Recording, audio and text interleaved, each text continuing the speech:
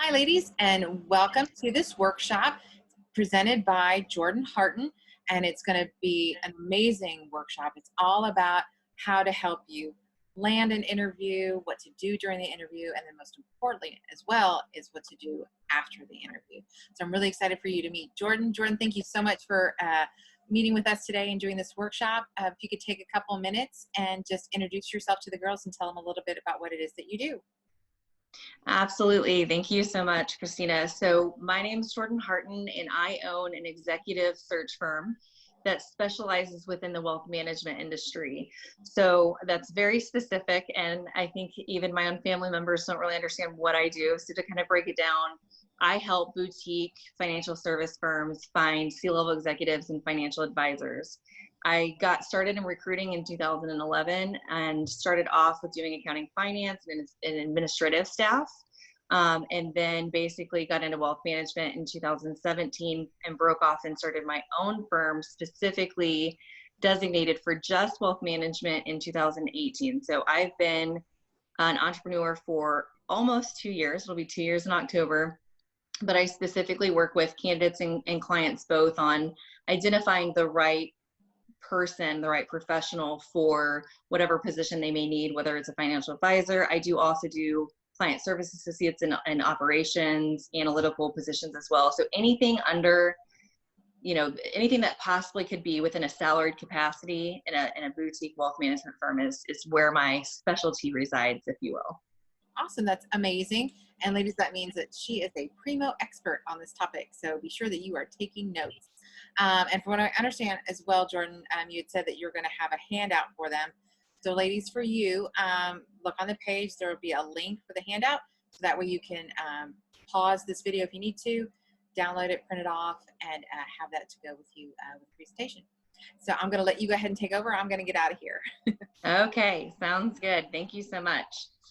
All right, so I think that the number one place to start is, and the things that we're going to cover today is really how to land a position from start to finish. So I know that you all have a specific breakout session on building a resume, or you've already had that in the past. But I would like to start there because the truth of the matter is, if you don't have a good, well-written resume that's clear, you're not going to obviously be able to even get in front of a hiring or decision maker, a hiring manager, to attain a position.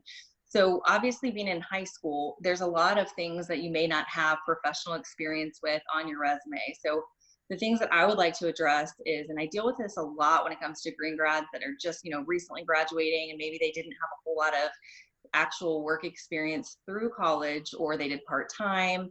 So I always say, really focus on the things that would send the very clear message that you have the skill set and the capacity and the ability to do the job that you're applying for. So whether it's, internships, any extracurricular activities, whether they're athletic or academic, that's very key to have on your resume. Anything that you've done, mission trips, internships, volunteer work. The biggest thing that I talk to my clients about, it's interesting because when we talk about finding a position and finding their ideal candidate, the number one thing that's always addressed is, Jordan, we can find somebody with the right experience, but we struggle with finding the right personality, the right attitude, the right leadership skills. And so I specifically address with my candidates and clients alike the experience that they have in internships and leadership, and how motivated and driven they've been, maybe outside of what you see on their 9 to 5 or 8 to 6, 8 to 5, whatever resume, if you will. So when we talk about a resume, it should be very clearly defined in terms of where you've done what, how long you've been a committee member or a volunteer member. And there's nothing too little or too insignificant, I should say, to add on your resume. I mean, even if you did, you did something and partner with a nonprofit, obviously the fact that you're even associated with this nonprofit, that should absolutely be on your resume. And so just being very specific. And once you have your resume to, the point where you believe that it shows a very clear picture of your skill set, your volunteer work, and everything you're a part of, then look at starting a LinkedIn account. And there are a couple of things I want to address when it comes to a LinkedIn account. So there's a lot of do's and don'ts, but the first thing that I'd be very mindful of is, let's start off with the background picture that you have, your cover photo, along with the screenshot. It should not be a selfie. It should not be a vacation pic on a beach. It should not be anything that is not in a professional environment. So there are a lot of LinkedIn pictures and connections that I make, and their pictures are phenomenal, like beautiful, but not professional, if you will. And so when it comes to what you should be, looking for, is if you have anybody it can be mom, dad, sister, brother, friend, it doesn't matter who, just somebody that can take a quick picture with you in a professional headshot. It doesn't have to be, and it shouldn't be full body length, but just kind of a professional headshot. If you have long hair, get it out of your face. If you are, wearing jewelry, make sure studs. I mean, just think about I always say less is better when it comes to anything professional. And you'll hear me, address that again in a little bit when we talk about what to, physically, professionally wear when it comes to an interview time. So I'll circle back there. But when it comes to your first impression, anywhere you're applying to, the very first impression they're going to have is your LinkedIn along with your resume. And every client that I work with, and when I say client, it's basically hiring managers or HR. So every HR manager, owner of their firm, client that I work with, they look at the resume and then they very quickly kind of go over to LinkedIn. And so that's going to be something that you want to make sure that your dates on your resume and the volunteer work that you have, the dates coincide correctly with your resume. Okay, so the LinkedIn and the resume should literally be an exact carbon copy. One is just your LinkedIn profile is basically an electronic resume, if you will. So that's something that I catch often. I catch a lot of grammatical errors, which it's interesting, especially with the caliber of candidates I work with. I'm like, financial is spelled wrong. So if you will, just take a minute, look at that, make sure that all of your grammar is correct before officially, launching it out there. The other thing that I want to address, and this is just kind of a sidebar to LinkedIn, if you are in any other social media platform, I know that this is a completely different generation. I've got a 10 and 14-year-old. I know that, my 14-year-old he's not on too much, but he is on Instagram. And so one of the things I'm very clear about is just be aware of your privacy settings and be aware of the things that you're posting and you're putting out there. There's story after story after story of candidates that aren't chosen for a position because of something inappropriate or something that was a little bit too expressive, if you will. And it's okay to have your own opinions on everything. It's not okay to have them public knowledge for everybody and in every situation to see, if you will. So just make sure that you're private, make sure that you are, that they can't see any pictures, that everything is set on friends only. And that is from Pinterest, Instagram, TikTok, Twitter, Facebook, all of these things. I'm sure there's other ones. I'm just a little bit too old to know all the newer ones that are coming out, but just make sure that your privacy settings are there. And the only thing that they should be able to look at in terms of social media is your LinkedIn page to be a very clear, professional electronic resume. So I will move on from that. When you're applying for a position, there's two things that are really crucial, especially in the pandemic state that we're in. A lot of companies, if they hadn't already changed to a remote infrastructure when it comes to applying to positions, I mean, I think even Target and a lot of these retailers, they accept applications online. And if they weren't already doing that, that's what a lot of companies are shifting to. So when you identify an opportunity online, that's why it's very crucial to have your resume. That's going to be the first impression, in your LinkedIn. They're going to look at that, and so on and so forth. So when you apply to a position, depending on how you find it, there's, job postings on LinkedIn, there's job postings on Indeed, there's job postings in a variety of different ways. But one of the things that you can always look out for is, who is the application going to? Okay. And the reason that that's crucial is that if you see that your application, and normally it will say like follow up with, and sometimes it will say hr@xyzcompany.com.org, whatever, but a lot of times it'll say a specific name. So I'll use my own. So if it says, please, follow up with Jordan Harton if you have any additional questions, or please send all applications to jordan.harton@riseupreCruiting.com.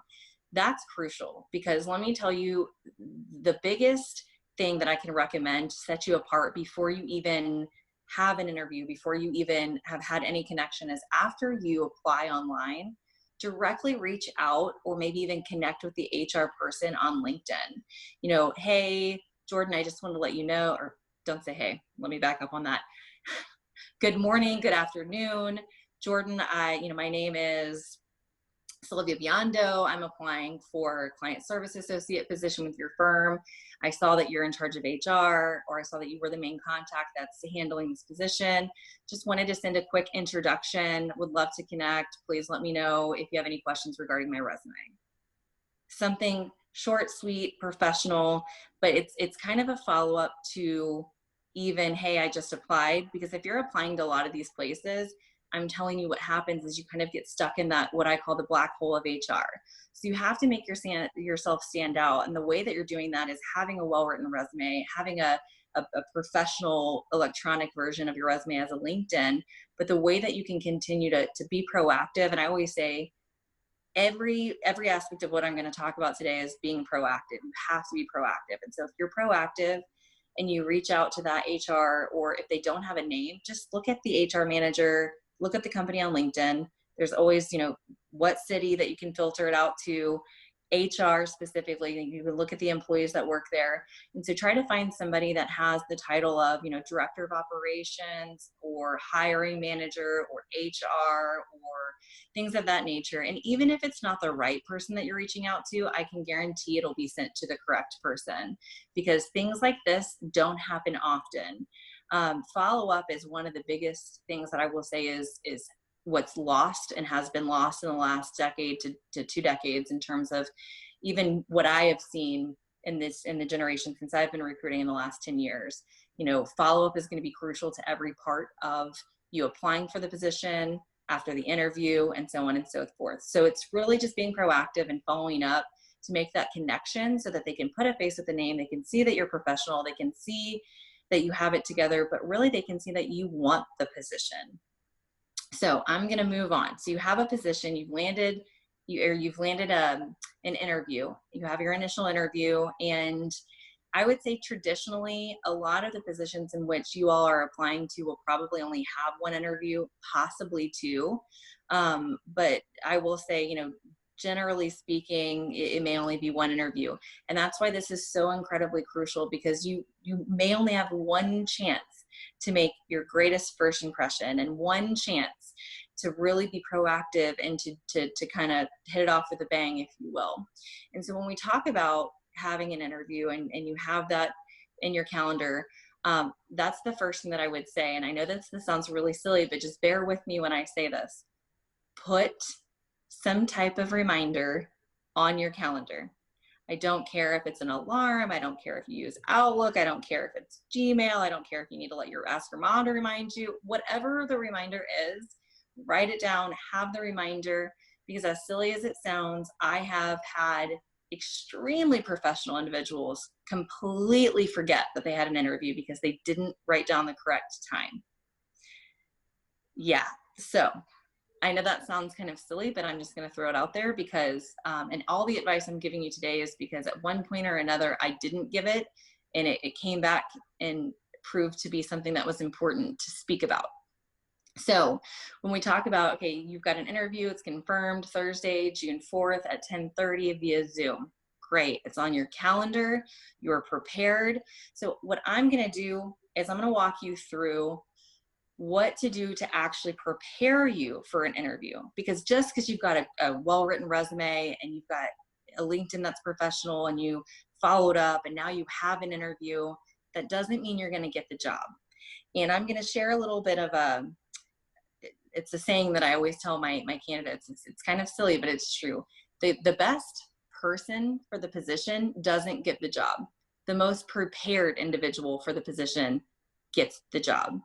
Because if you're prepared, you're being proactive, you're doing your research, and that is the level and the expectation that the employer sees.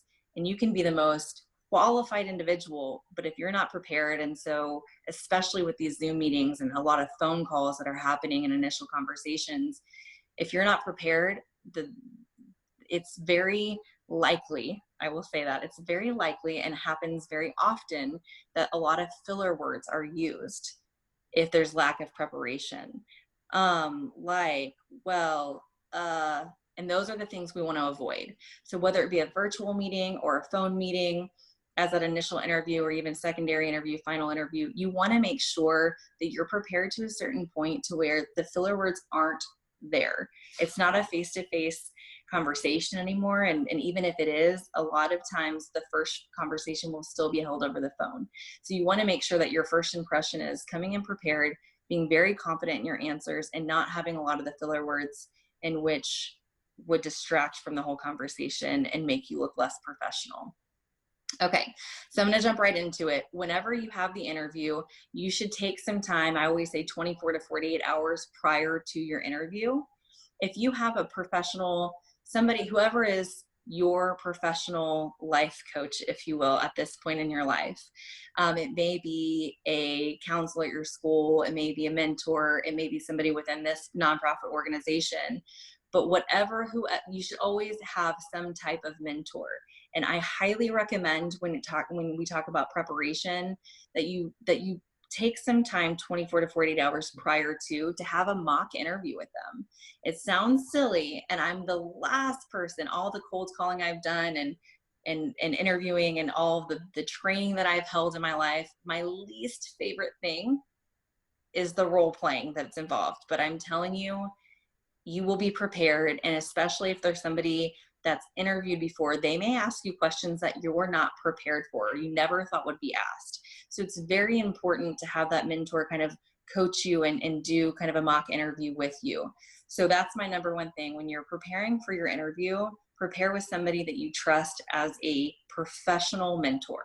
Okay, so you have your resume and you have the job description of what you've applied to. Print out 3 copies of your resume and 1 copy of the job description.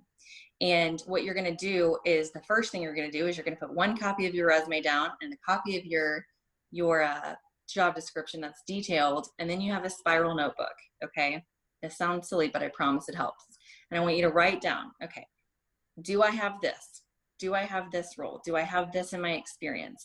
And so it's like, so if you're applying for, and I'm going to use the role of a receptionist, if you're applying for a receptionist and you have experience specifically with whatever it may be, answering phones, handling a multi line answering system, or maybe even you were an assistant to your mom or an assistant to somebody, if you have any experience answering the phone. So you'll basically go line by line. The job descriptions typically have roles and responsibilities in bullet points, and then they'll have qualifications.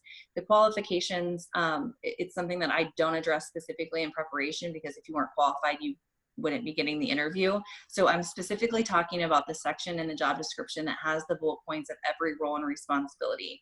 Answering, screening phone calls, answering phone calls, greeting clients or customers as they walk into the door. I mean, things like that. So I want you to look at the job description with your resume right next to it and have a pen and just ask yourself, do I have this experience? And when I say, again, I know that's when it sounds silly, but when you're saying, yes, I have this experience, the way that you're going to be most prepared is if you physically write out, when, where, and what capacity do you have that experience? I have the experience answering phones as my mom's a realtor, and I do a lot of help in the office. And so you write down assistant to my mom, screen phone calls, go through mail, as every detail that you possibly can.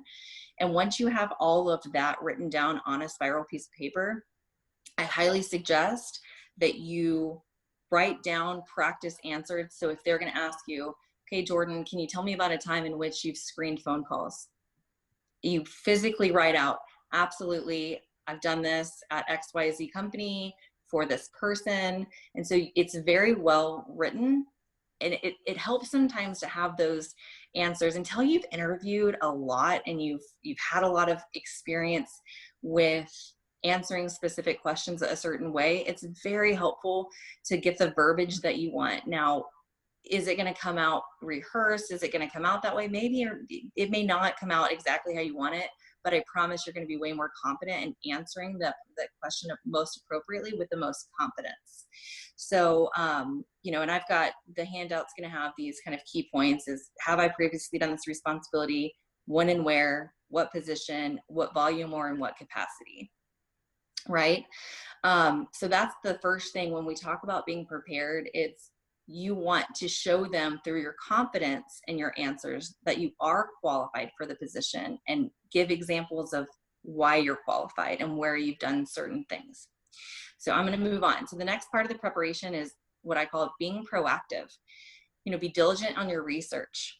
So anytime I have a candidate that is specifically interviewing for a position, I send so many details to them. They know the company, they know how many offices they have, they know the location, they know, who they're interviewing with, they have their company bio, they have their LinkedIn, they have all of these things. And it is very tedious, but I can assure you, if you look at somebody's bio on their website and somebody's LinkedIn, and you can get a feel for, oh wow, Rachel went to Texas A&M, my sister went to A&M, or so-and-so graduated from U of H. That's where I want to go to college. I want to go to the business school.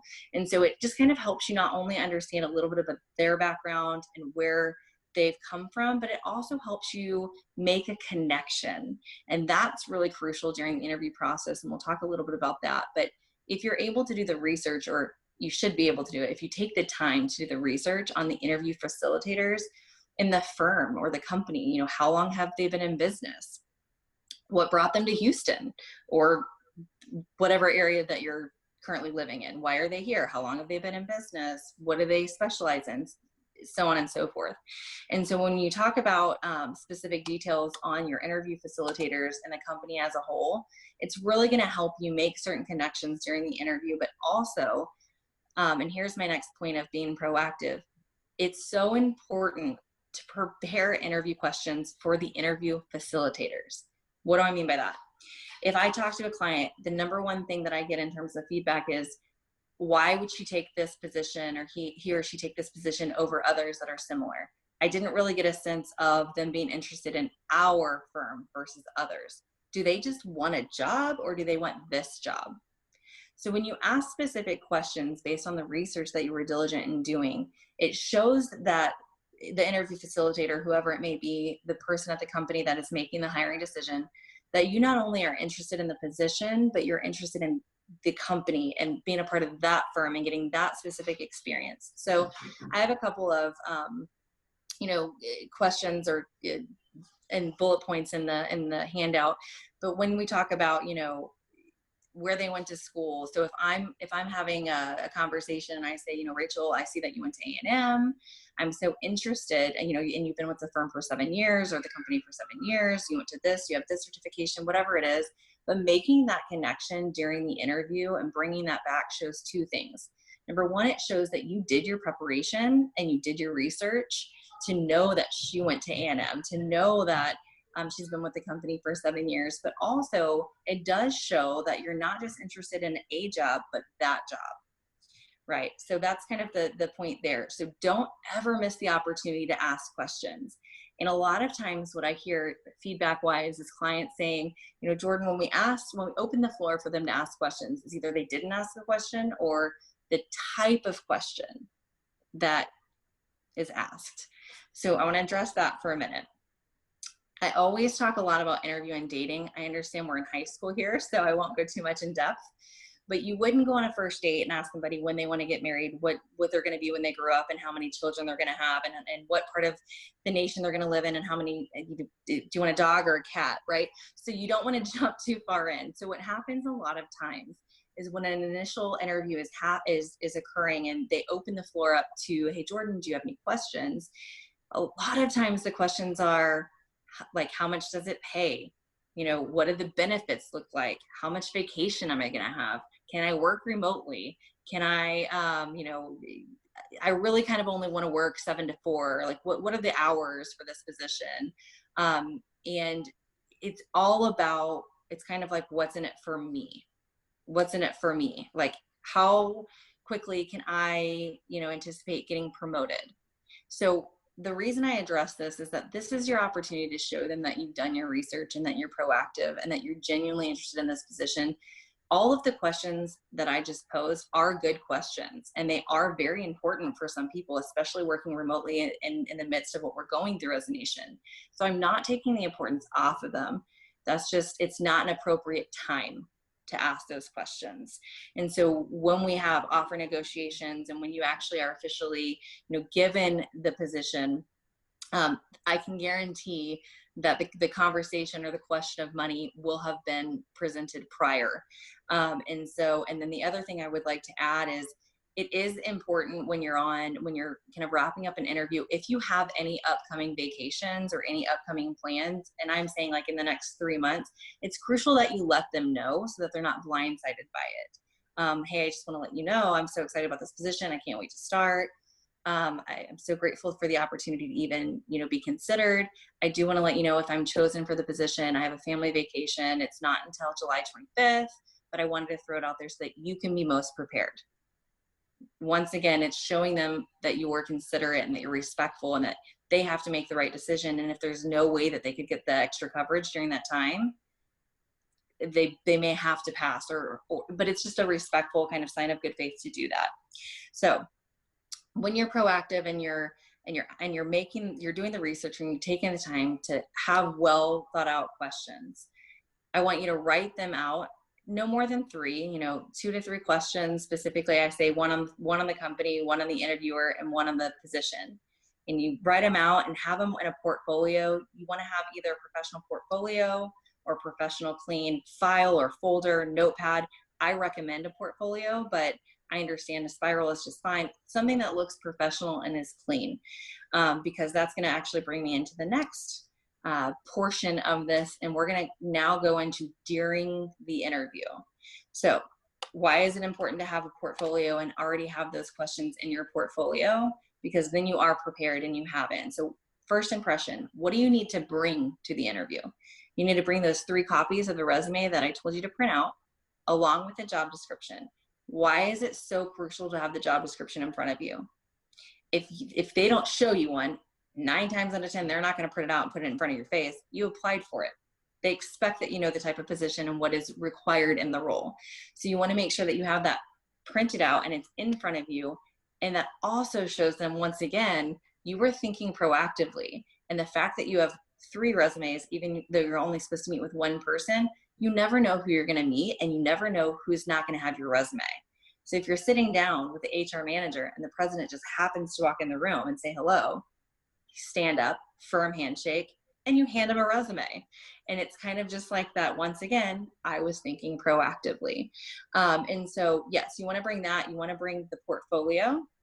So I always say, picture this: portfolio, copy of your resumes, and or 3 copies of your resume, the job description. The other side is a spiral or a notepad in which you have your questions that you would like to ask when given the opportunity. You have all together. And this is the most important part. Make sure, please, that your pen works prior to the interview. It sounds silly, but once again, there's nothing worse than having all of that in a portfolio and not having a pen, or not having a pen that works, or just, once again, it's kind of like, oh, I want to take notes during the interview, but I can't because my pen's not working. I've gone on client calls where that's happened. It's incredibly embarrassing. And of course, I have enough humility to laugh it off and say, hey, I think I need to borrow a pen. I don't know what happened to mine, and so obviously that's not the most ideal situation. So you want to make sure that the pen works, everything is there. And I even often recommend that you put it in your car the night before you have an interview so that it's already there. You don't have to worry about it, because you don't want to get halfway there or all the way there and, oh my gosh, I don't have my portfolio, right? And so have all that together, put it in the car, you're ready to go. So that is part of the interview process when you look at the handout you're looking for, because it's part of first impressions. Have you ever been in any scenario, whether you're shopping in retail or you're getting your hair done or you're at a salon, and somebody walks in and you can just tell they're flustered? Like, I did this and it's this, and my car keys weren't there, and I'm running 10 minutes late, and it's just flustered. You want to walk in and be put together, prepared, have everything where it needs to be. And so anything you can do to help yourself be prepared and have everything together for the day of your interview really is going to help. So number one, get the portfolio, put it all together, have those resumes, everything I discussed, have it in the car the night before.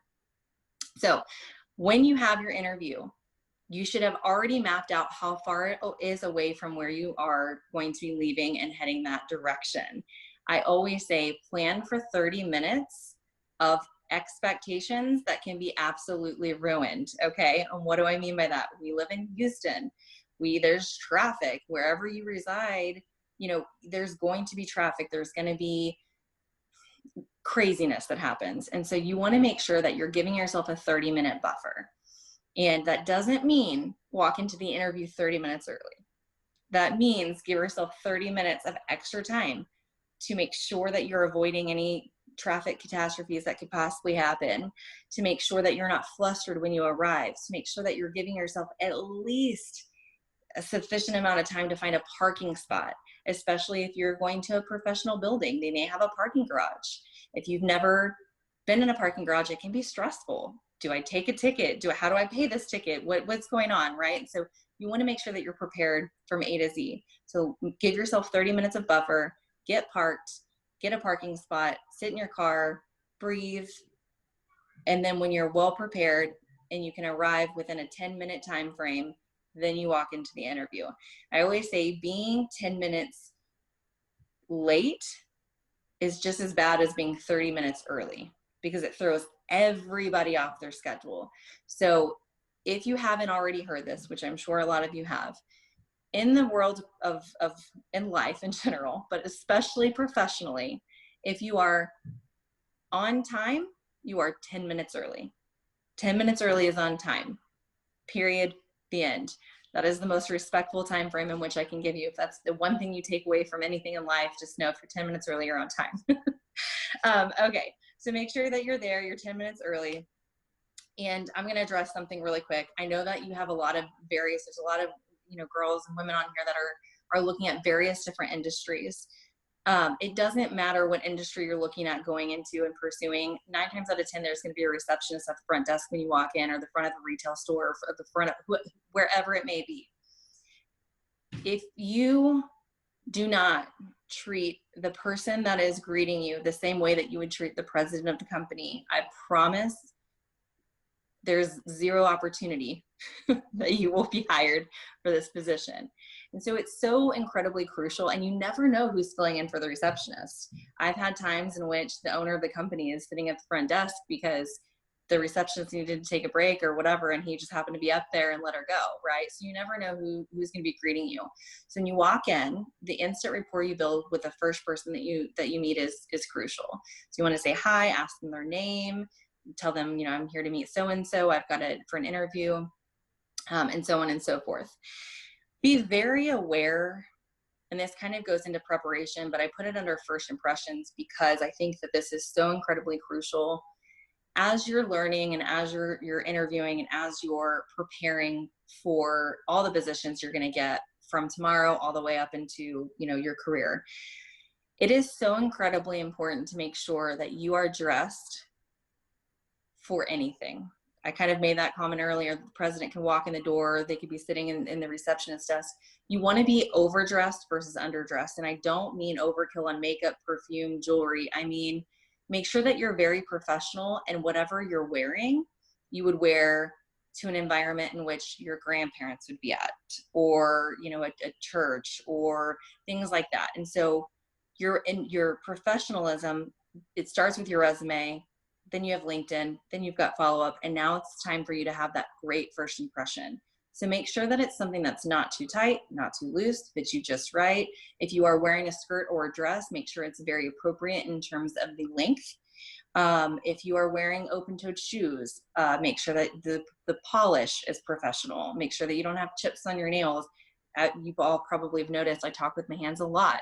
And so I make sure that I either have neutral nail polish on or clear at all times, because it's professional, and you don't want hot pink, you don't want glitter, you don't want purple, you don't want teal, you want something professional, because once again, less is more, and you don't want anything to take away from who you are in the environment and in the interview that you're interviewing for. So Just be aware of fragrances. A lot of people can be allergic to fragrances. So refrain from any perfumes, refrain from any lotions, refrain from any scented hand sanitizer at this point. Just be very, very aware of that. In terms of one more thing, just in professional dress, every part of you is your first impression, and every part of you should be professional to the T, from your toenails that I just assessed to your hair. I am very prone to do this and to do this, and I'm sure that you've seen a little bit of that. And so bear with me as I'm at home and working and doing this presentation from home. But the truth of the matter is your hair should be pulled back and out of your face. There should be none of this. There should be none of this kind of going on. And another thing alongside of that, when you have your hair pulled back so that you're not touching it or you're not distracted by it, make sure, like, if whatever earrings that you choose to wear, jewelry, it's not distracting. You're not wearing something that's clinging. You don't have 5 bracelets on that are like ding, ding, ding, ding, ding, ding, ding, and the interviewer's like, I can't even focus right now. Charm bracelets. I love charm bracelets. Do not wear a charm bracelet to the interview. It is like the most distracting thing, that and bangles. So just keep them at home. Again, less is more. Wear studs, not 800 rings on your finger. Just be very aware that you want to go in, you want to look put together and professional. Blazers are a must for interviews. I understand that they are much more formal than maybe the job that you're applying for. That does not mean that you should not wear a blazer to an interview. Okay. It's hot. It's Texas. I get it. I understand. I don't know if this is, nationwide or if it's just in Texas, but regardless, I understand the weather may not be so conducive regardless, wherever you may be in the nation or whatever, but put the blazer in your car, have it there, put it on right before you walk into the office or get on the elevator to go to the office, or if they can see you through the door, make sure you put it on when you first get out of the car. When you show up to an interview prepared, diligent research, questions in hand, the resumes are there, the job description is there, you are confident, you are professional, and you feel great. And so when you're walking in, first impressions really are everything. So I'm going to discuss this a little bit, and I'm not going to spend too much time on it, but whenever people speak about money in an interview, some people can get very nervous. Am I going to say the wrong thing? Am I going to ask for too much money? Am I going to sell myself short? How do I address this money situation? So first and foremost, any position in which you are applying to before you even get an interview, they should have some type of, looking for, whether it's a salary amount or $15 an hour or whatever it may be. So you want to be very aware when you're getting involved into the position in which you're applying to and that you have the interview for, that you already know and have the expectation of what the salary requirements or how much hourly they're going to pay for this position, as well as is it part-time, is it full-time? These are all things that you should be looking at prior to applying. But when the question money is asked, I always say this is definitely something that you need to address. Compensation is obviously a crucial. You want to have compensation expectations, but you don't want the sole highlight of the position to be on money. So, I often say, I'm currently exploring opportunities that are paying $15 an hour. However, what's most important to me is to have the hands-on experience working alongside a firm and or industry such as XYZ company. And so yes, address it professionally, keep it short and sweet, but talk about how the opportunity to have the experience is more exciting to you than what your initial pay is going to be. Once again, I say that and understand I tread lightly because there is an expectation of compensation in which you should know about prior to it, but you should also be very confident once again on what the expectation of your compensation is. So lastly, make sure you ask the questions. Make sure during the interview you are taking notes. So when a question is asked that you are taking notes, it's not disrespectful to take notes as somebody is talking whatsoever at all. It makes them once again know that you're very excited about this specific opportunity. Ask for the job. Sounds kind of silly, right? Ask for the job. When you're leaving and you stand up and you have firm handshake and you feel great, you ask them. If they don't already provide it, Like, oh, here's what you can anticipate from us as next steps. If they don't say that, just they say, thank you so much for your time. I really appreciate coming in. The next question out of your mouth is, thank you so much as well. I really appreciate your time. What are the next steps I can anticipate? That shows them you want the job. If you just say, okay, thanks, yeah, you too, bye, it was so great meeting you, they don't know you want the job. So make sure that you ask for the job and ask them what the time frame or when they're looking to fill the position. Show enthusiasm, let them know, it was so great to meet you today. I really enjoyed taking your time. It's a pleasure getting to know you and to learn so much more about the opportunity. I'm eager to hear next steps, things of that nature.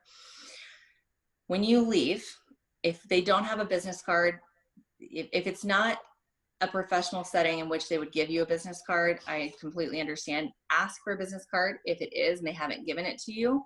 And the reason for this is, and why this is so crucial, and this is, I said I would circle back to it, is follow up. Okay, so you left the interview, you got home, you're at a place in which you have a computer in front of you. I said a computer, not a cell phone. We're not emailing from cell phones. Autocorrect is crazy. Typos are not fun, and they're not professional. So you get in front of a computer, laptop, PC, I don't care, whatever you have, and you write a quick email thanking them. Do not, and I repeat, please do not copy, do not Google thank you notes from job interview, thank you letter from job interview.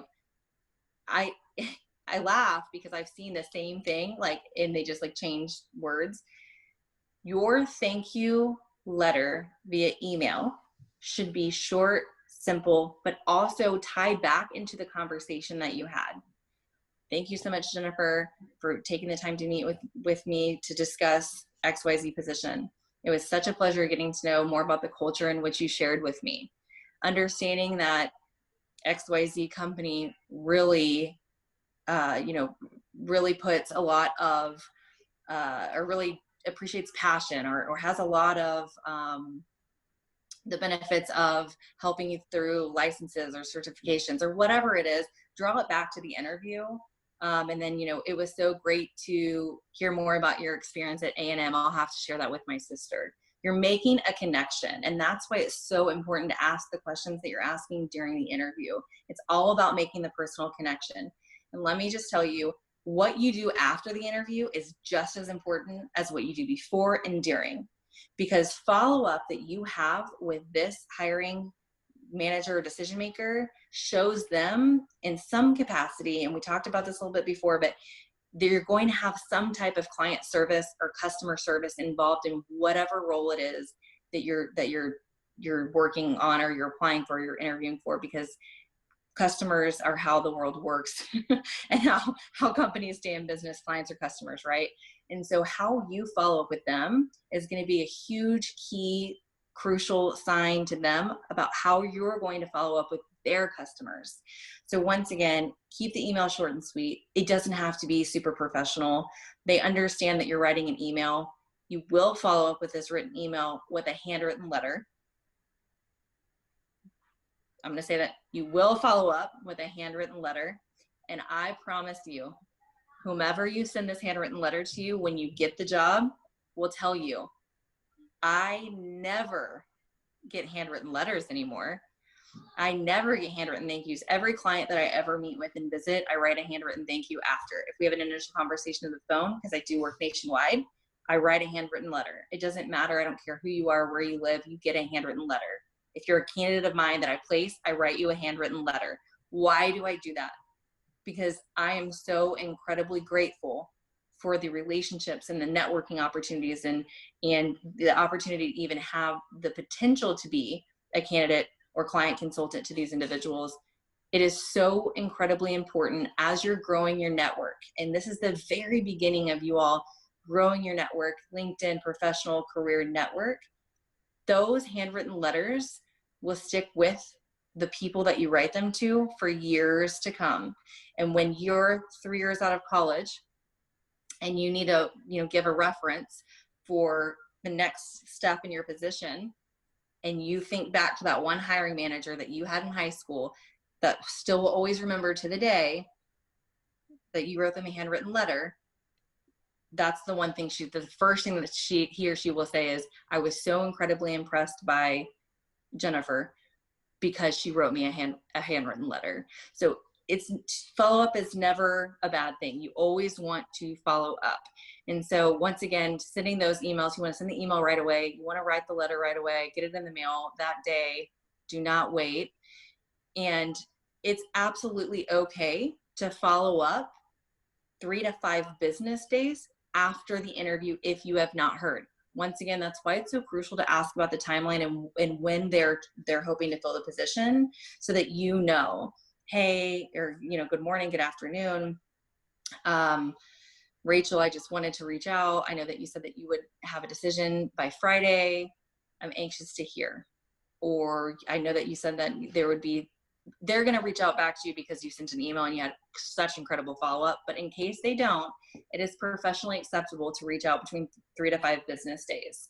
If you do not hear anything past that point, you can reach out again the following week as well.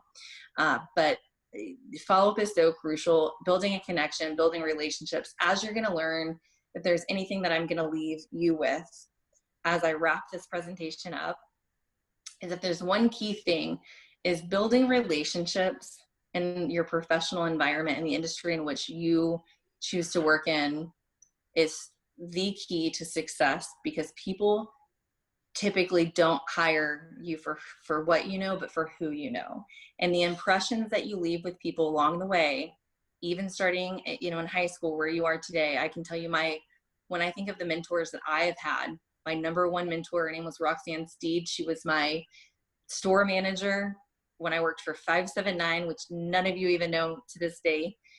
I don't think they're even in business anymore. But in high school, I worked 40 hours. I worked at 2 locations for 2 years of my high school life. And she was the most incredible mentor that I had. So just know that the lessons that you're going to learn and the mentorship that you're going to have as you're getting involved in your first jobs and getting your career started and going into college and all of that's going to be so incredibly, it's going to set the way, it's going to pave the way for you to have tremendous career success long term, because it's all about continuing to build those relationships and never burning a bridge, and going out of your way to follow up and going out of your way and going above and beyond really shows employers that you are a true team player. And that is so incredibly crucial in this generation, because there's a lot of people that aren't willing to go the extra mile. So I hope that was beneficial and will help you all out. That wraps all that I have today. Like I said, you will have a handout to kind of follow through and follow as I'm speaking with you all today. But thank you so much for giving me the honor of asking. I am so incredibly passionate about impacting the lives of others, especially young women as they're going into career success. And I think that the world needs more women CEOs. So I'll put that in all of your minds. Grow up and be an entrepreneur. Absolutely. Thank you so much, Jordan, for that. That was incredible information. And absolutely, the follow-up, it's all in the follow-up, ladies. It really is. That was amazing information. Ladies, don't forget to scroll below this video where the comment section is. If you have any questions for Jordan, be sure to pop them in there, and we'll be certain to let her know so that we can come and answer those questions. You guys have a great day. Thanks so much. Bye. Bye.